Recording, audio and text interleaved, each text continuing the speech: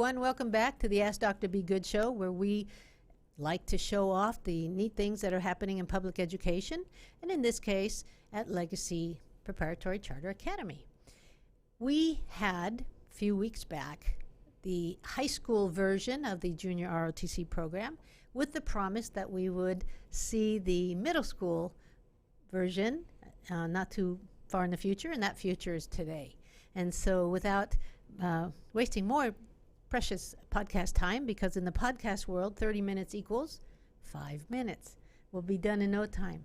And so let's get started. Gunnery Sergeant, thank you for being here, and let's have you introduce yourself and then start going around the room. All right, well, my name is Gunnery Sergeant Finch. Fairly new. This is my first year, like I said last time, at LPCA, and I've recently retired back in June of this year. Retired 20 years of active service with the Marine Corps, and ROTC is something I wanted to do once I retired, and I got with this school, and now it's came to fruition, and I'm happy to be here. Well, we're happy to have you. We've been waiting for you for 3 years. We got the uniforms, we got some of the stuff that goes with your program, but we couldn't find an instructor. So we've been anxiously awaiting your arrival. So thanks for being here. Yes, Who'd you bring with you?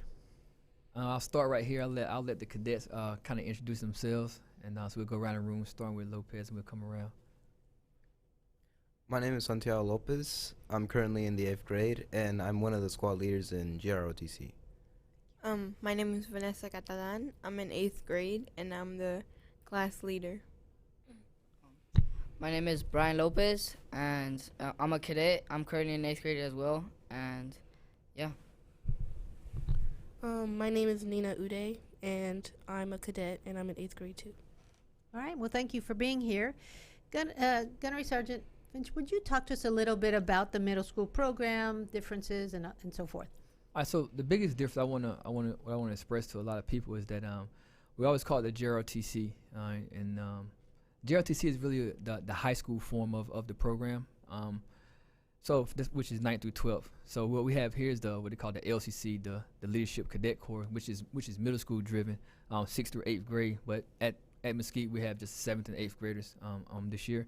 So we also may hear it as JCC, the Junior Cadet Corps, and the program basically started back in California. Was the first schools to start the middle school doing the LCC. It's California, and then Texas kind of took over the program, and California and Texas are the two biggest population of this program. And basically it's like it's an elective course, and they implements into the middle school, emphasizes leadership development, positive self-esteem, if a cadet has self-esteem issues, teamwork, being responsible, and being accountable for their actions is basically what we try to preach to them every day. And normally LCC program is Army driven. So what's unique about this one is that myself as a former Marine coming in and implementing the program, everything here is Marine driven. So a lot of the programs you may see across Texas or California or across the nation will probably be Army driven. So that's one thing that's unique about these guys are kind of getting the best of the best. Okay. So how many kids do you have in your program? Right now, the overview of I have 70 middle school, 102 overall with middle school and high school, but specifically the middle school has 70, which 38 are males and 32 females, 41 7th graders and 29 8th graders. I want to ask you, but we'll start with the kids. About what made you want to join? And here's my wondering, because this is a new program. You're in 8th grade, not 7th grade. It sort of started with 7th grade, right? Mm-hmm. And so what was so attractive about this LCC program that made so many kids sign up? So when I did research on JRTC to see what it was about, I noticed it was about like the Marines. So I was like, So I told myself if I took this chance, I could get a better interest in joining the Marines and becoming a better person than I already am. So I think that that's a very true statement, that if you're if you go LCC and then junior ROTC through high school, the chances of you being selected by the Marines is a little bit higher? Oh, yes, ma'am, absolutely. So if you participate in the JROTC program, 4 years of high school, the Marine Corps offers a meritorious promotion, being that you had those 4 years of ROTC. So when you enlist in the Marine Corps, instead of enlisting as an E1, you'll automatically be an E2. While a little bit more money. Yes, ma'am. And status. So you're starting already, above. Ahead of the other. That's Wow, right. that's cool. And I love that you started the sentence with "I researched." Good for you, Thank you. Vanessa. I joined because I wanted to see what it was like. The teacher didn't really explain what it was, but since it was new, I wanted to try it out and see what was different about it than any What other did you class. hear about it? What was different enough to catch your attention? The teacher said it would be a lot of physical work, like working out, a lot of working out. And that didn't scare you? No, it Good made for me you. want to join more. Good, I love that. And sir, Mr. Lopez, right? And yes, ma'am. Last year they gave us the opportunity to choose our classes, and my uncle was a former Army officer, Mhm. and he came frequently to the not frequently, but like every vacations for like 4 days, and he told me in those 4 days he told me a little bit about what they do in that. So when we were able to choose our classes and I saw JROTC, I was like, yes, I can be like him this time. So, and the counselor told us there was going to be a lot of physical training, and since my uncle being in the Army still, he's strong and buff.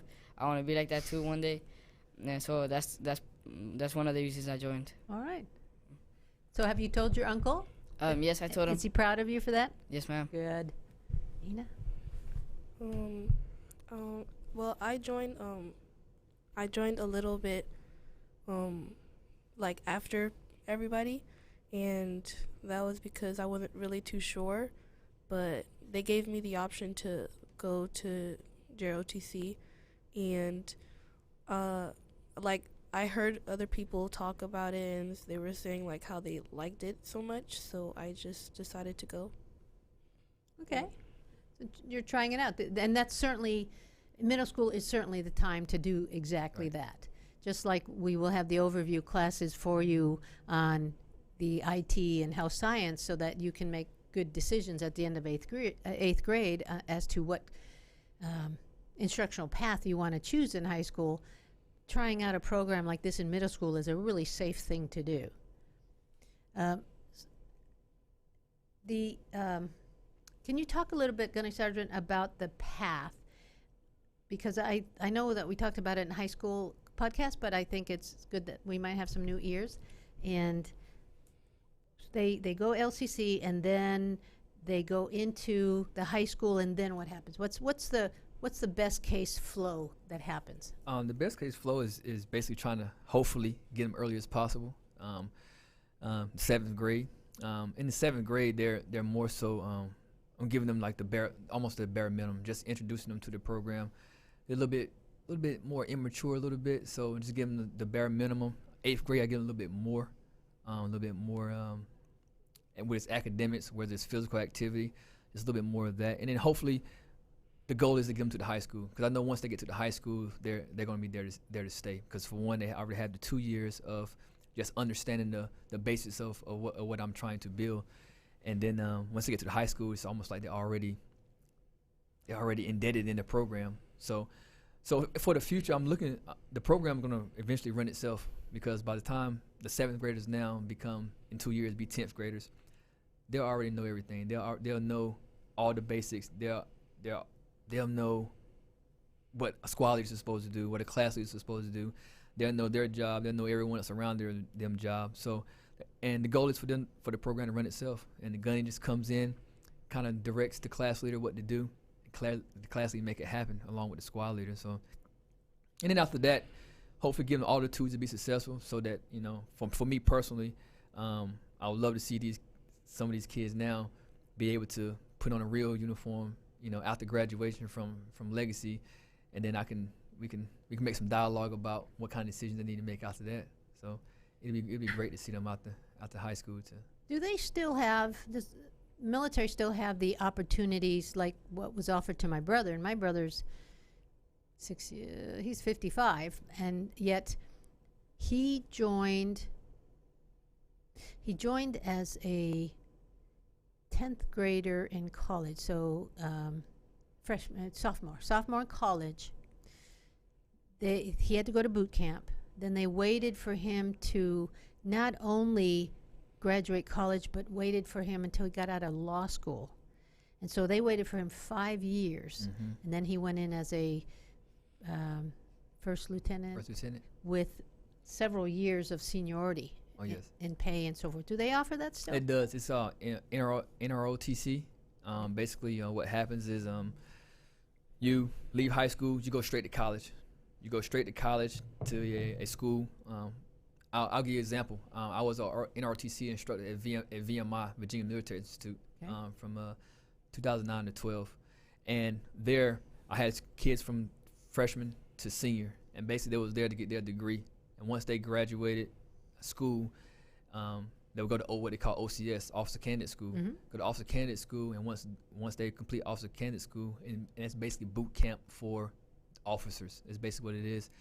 They complete OCS, and then they're full-blown second lieutenants in the military. So basically, and they put so much money in they put so much money behind you in that aspect. So they look for the students to get a good education, for one, and then two, to get the training that's necessary for them to be able to go out and explore.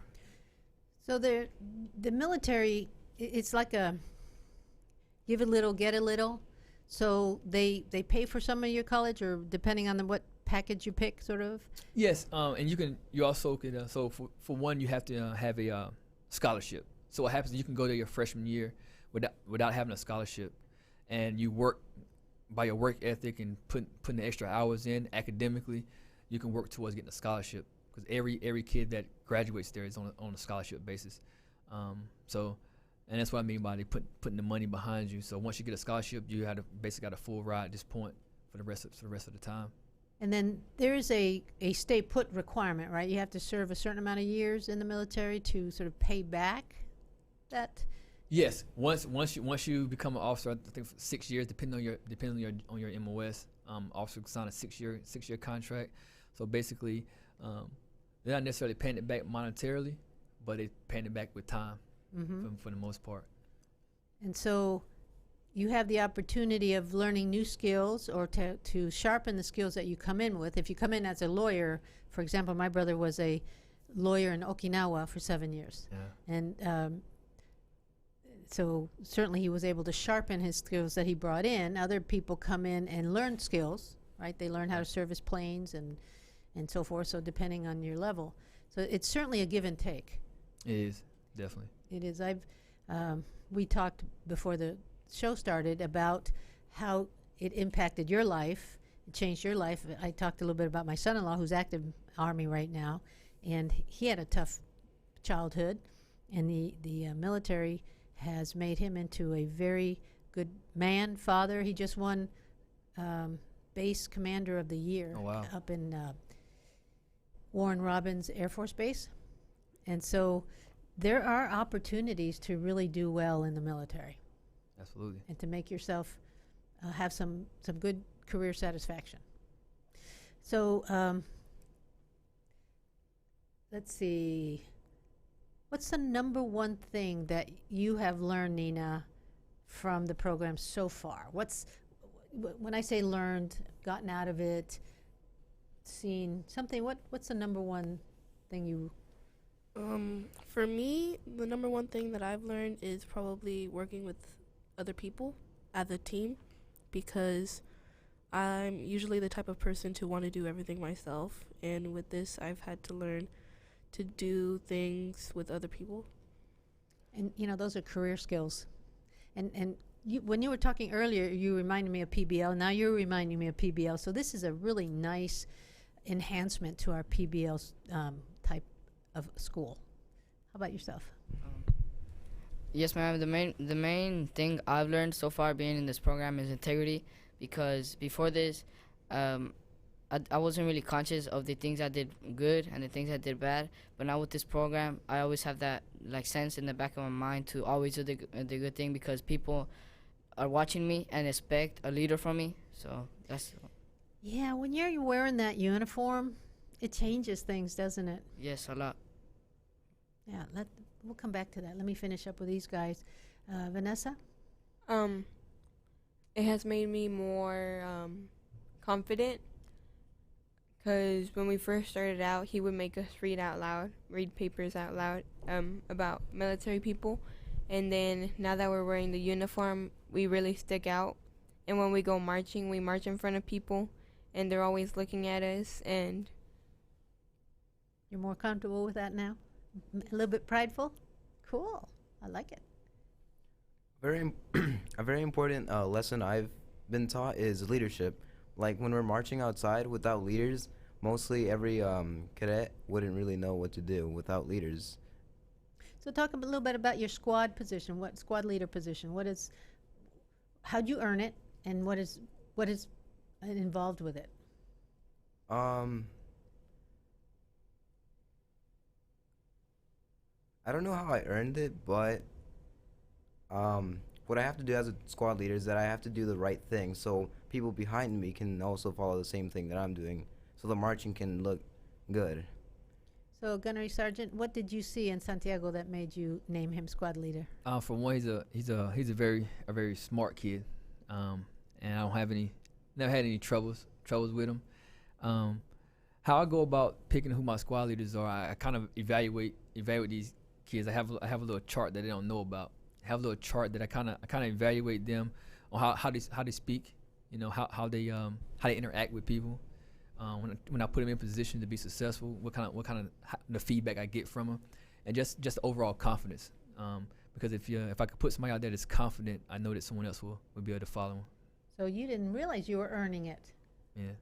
But just by the way you carry yourself and your mannerisms, Absolutely. he saw in you something he wanted to enhance, and leadership positions tend to do that. So congratulations. Thank you. Talk a little bit, Vanessa, about your class leader position. Every time we come into his room, I have to say the cadet creed. I have to call roll. So everyone's always looking at me, and I've grown to get comfortable around it. And when we're marching, kind of follow him around, but I also learn how to command the platoon, so then I would be able to do it next year. Okay.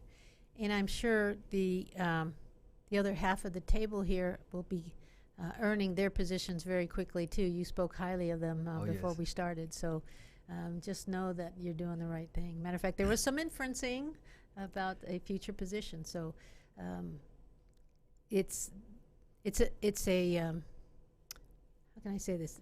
That type of incentive really works with people. It's not only a kid thing, but it works in the military as well. Oh, yes. You know, if you act right and you follow the rules and you show effort, you're going to be rewarded. Who knows the 14 leadership traits? Okay, so if I went around the room and asked you to do one, you could do one next. Okay. Yes. All right. Let's see. Go ahead and start. Justice, Judgment, Dependability, Initiative? decisiveness, tact, integrity, Oh yeah, enthusiasm. bearing, unselfishness,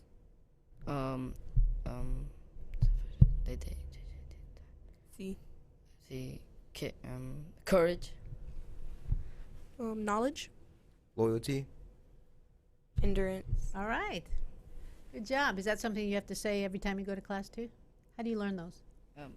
We have an acronym we say, and because if you saw me in my head, I was saying JJ, did tie buckle, because I was trying to remember the tie, then buckle, the C. Yeah. Yeah, old teaching trick, right? Well, good. And so it's not just knowing, right? It's showing. That's right. So I think it's safe to say that you guys have started showing pretty well on these traits, because you're here, and Gunnery Sergeant has spoken highly of you all. So, all right, where are we on my agenda? Let's see. I don't want to leave anything out. Next year, so Gunnery Sergeant, can you talk a little bit about their freshman year? What will be different in 9th grade than what's happening now? One thing that'd be different, as you can see their uniforms right now, they have the Velcro, but they have anything on it right now. The main thing to be different is once next year they'll have some Velcro up there and it says high school and ROTC. So that's one big thing. But as far as academically, they'll just get a little bit more than what they got now. Physically, right now, these guys they do a little bit of physical training, but they don't do it as well as the high school. And some of it just give them something to look forward to. Some of it itching, chomping at the bit to try to get outside and do a lot of physical activity, and I tell them, hey, you be careful what you ask for. But I think they're ready for it. Next year they'll be like my high school right now. My high school they PT every Thursday. Every Thursday they're out there, they're getting some physical training. So that's one thing on a consistent basis. They'll be doing more physical training along with the more of the academic stuff. Do a little bit more stuff with the community. Right now at the middle school, we're a lot of things we're doing now. I'm trying to start small with them. So right now we do stuff with the school as far as we may go and pick up trash.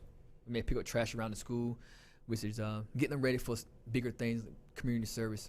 We may do things with the classrooms, help other teachers with getting things together with the classrooms and stuff like that. So right now and then next year when they get to the high school, it'd be more of trying to get them away from the campus, probably try to do certain things with the community. When you talk about academics, what are they learning in your class? Oh wow, we're learning a lot of rank structure, of course the 14 leadership traits, the phonetic alphabet,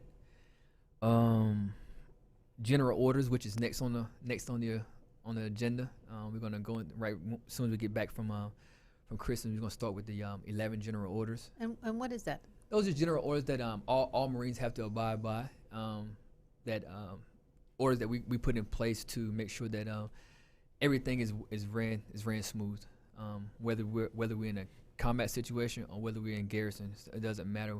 These 11 leadership, not leadership traits, but these 11 general orders will play a factor in anywhere you are in the military. So, can they apply those to their personal lives? Oh yeah, everyday life, everything. Even the 14 leadership traits that we harp on so much.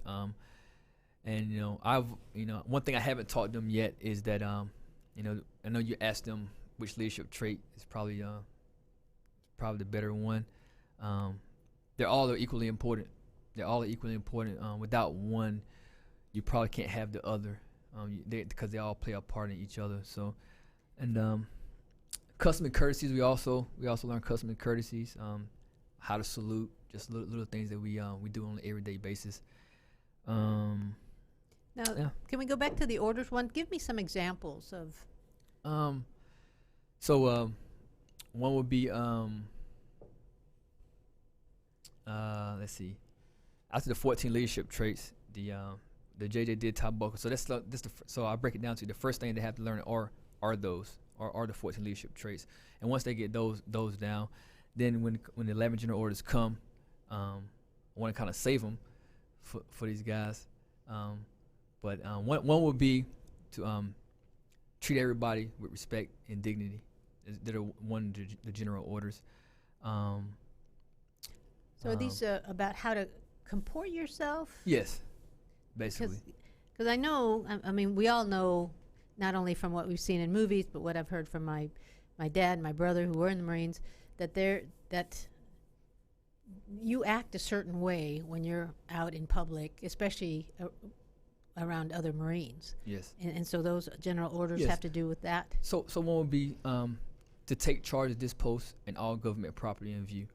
So to take charge of this post. So basically what that is saying is that if myself and another Marine if I'm standing a post and he's coming to relieve me, I have to take charge. I have to pass on the information to him so that he knows exactly what is expected of this post. Another would be to receive, obey, and pass on to the sentry who relieved me all orders from the commanding officer, officer of the day, officers and non-commissioned officers of the guard only.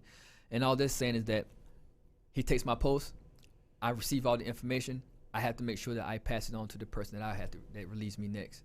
So it's little things like that.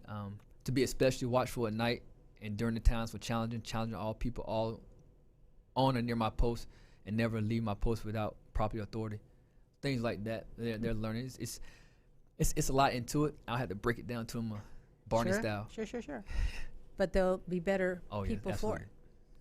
it. All right, guys, let me ask you, what are you personally feeling excited about as far as high school and the getting into the ROTC program there? I am excited to go to ROTC for high school because since, like you said, they do PT, which is physical training, and I kind of want to get into that so I can be physically fit and so I can gain more responsibility, since that's what high schoolers have to do. Okay. Thank you. I also look forward to PT because I joined to get fit, and since I'm class leader and I'm learning from Gunnery Sergeant, I will also hopefully be able to lead the platoon. Yes, like I said earlier, I'm really excited for next year because we're gonna have PT classes, but as well we have this like little side program in JROTC next year. We're gonna be mentors to middle schoolers, so that this way I'm gonna be able to lead them in a certain way, in the correct way, so they can be one day better than me. I hope so. Okay, good goal. I'm just excited for the more responsibilities that we're gonna have whenever we're in high school, because that's just the next step up. Now let's go back around the table. Nina, we'll start with you. Tell me, based on what you know so far, you have any future aspirations with, after graduating high school, then what? Have you thought that far ahead? No, I really haven't, but yeah. No. Okay, your jury's still out. Okay. I'm really thinking about it because it sounds like a really interesting thing to do, and I would like to learn even more. Because one thing I've learned being in this program is that we don't really have friends outside of our cadets, because my comrade cadets, I really trust them, and I can like trust them with anything. They're like my main friends are in JROTC, and that's what I like. But after graduation, I'm thinking about it, because maybe I'll join it. Vanessa? I want to be a surgeon, so maybe I could serve in the Marines as medic. Yeah, they'll pay for your school, right? Yeah. As long as you go, as long as you promise your life to them afterwards, they'll pay for that schooling. They would like that. Santiago? At the moment, I don't really have any plans to join the Marines. Okay. And so I can see that some of your magic has really worked already after just a half a year. And that's life in the military, is that feeling of closeness, and you bond with your fellow soldiers, and it's already, I can hear some of that already happening, so good for you. All right, well, Gunnery Sergeant, any last words? Because as I said in the beginning, 30 minutes in a podcast feels like 5, and we're already towards the end of our time. I'll leave with 2 notes. I want to caveat on something one of the cadets said about the mentorship program. So what happened is after Christmas, this program's kind of already been kind of laying the foundation to it, and after Christmas, what happened is the high school kids will be, I'll say, issued a middle school cadet as their mentee, and they will have a set of things they need to do on a weekly basis to basically communicate with the middle school. So next year these guys will be in the high school, and they will no longer be the mentee; they will actually be the mentor. So I'm sure they'll be enthused to take on that responsibility. And the last thing is that my 8th grade class, this class right here, is special, and I mean special in a good way. I have 7th graders, and then of course I have the high schoolers. But these kids right here, I think they're built a little bit differently. I can trust the fact that if I need something done, I know for sure that this class right here they'll get it done. I brag about them a lot to my other cadets. I brag to the high school about these about my 8th grade cadets, and so I'm really proud of these guys and the work that they've put in. Not leaving the 7th grader out. They just got a little bit more maturing to do, and we'll get there. And next year they'll kind of be the head of the school, and that alone probably will make them be more responsible. So, but this class right here, I'm very impressed with the work they've put in so far. I'm curious, how long have you been at Legacy, Nina? 4. For this school, I've been 3 years since 6th grade. 3, Vanessa? 4.5. Santiago? 7. So you have some veteran Legacy kids here, and what our testing is showing is that the kids who stay with us the longest have the best test scores and the best behaviors. And so I think you're getting the fruit of our labors. Oh, yes. So it's a nice trade-off. We're happy to hand these great kids off to you because it looks like you're taking them to the next level, and Oh, we yes. thank you for that. Yes, ma'am. You've done a lot in half a year. So, well, thank you, everyone. We look forward to having some of you on again either later this year or next year and hearing more about the things that you've accomplished. Thank you. Ma'am. Thank you for tuning in to the Ask Dr. Be Good show. For more information on Legacy Preparatory Charter Schools, visit our website, legacypca.com, or call 469-249-1099. And remember to like us on Facebook, where we stream live weekly Tuesdays at 3 p.m.